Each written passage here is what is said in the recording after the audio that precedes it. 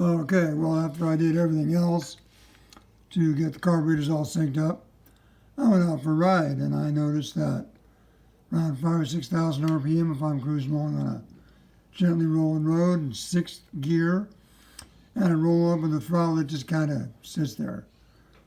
And that's not good. I want it to pull out. One of the things about two-strokes is if they're too rich, they don't go anywhere. You just drown them out. It's called four-stroking. This isn't that bad. It's just that they're just lazy. So, but if it's too lean, it'll rev to the moon without making any power.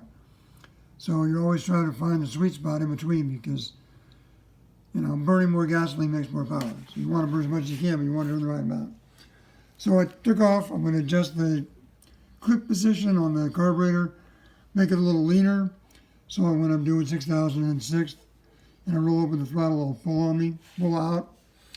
So I took off top of the carburetor, and here it is.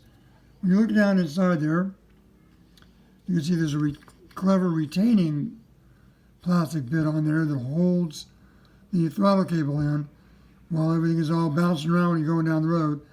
And I've got a Hemostat there holding the spring back out of the way. So you get it out like that. Come on. And then you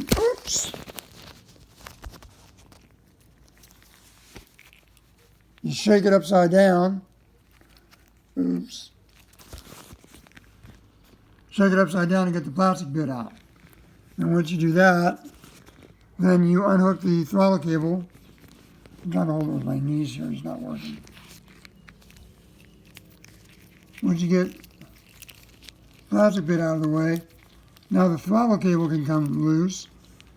So you just pop it out of this little slot in there. So the little slot now can come out because the plastic retaining clip isn't in there anymore. Notice the retaining clip is pretty trick. It's got a tang that sticks up to put it in the slot. It's also asymmetric because it's got one side that's higher because it wants to hold the two screws in that are holding the needle in position. Okay.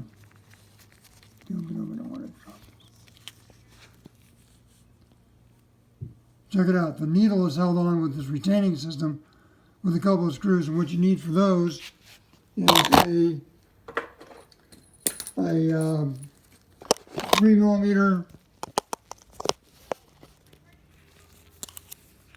3mm little Phillips screw. And you take it out.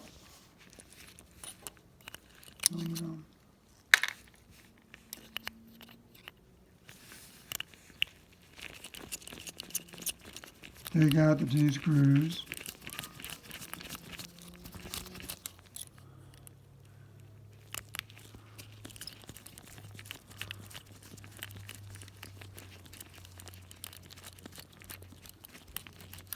And once you get them loose, you can push up on the needle and the whole retaining thing will just come right out of there. There you go. Now you want to be careful because now you've got, there's a clip, and if you look down at the bottom, see that little tan thing? That's the washer. Okay, now these needles are designed so that the distance of the little washer is twice as much as the distance between a couple of clip positions. Yeah, it's trying to, there. There's a bunch of clips. So if you put the washer under or over on top of the clip, you can move the clip up and down. You can have half of the clip position increments. What I've got now is I have the washer in the next to top one with the washer underneath it. And I want to make it a little bit leaner. So I want to drop the needle down a little bit. So what I'm going to do is I'm going to take the washer out and put it on top of the clip. Because these bikes are really sensitive to these things. And then I'll have it'll be just a little bit leaner.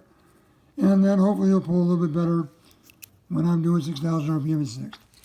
So that's how you do it.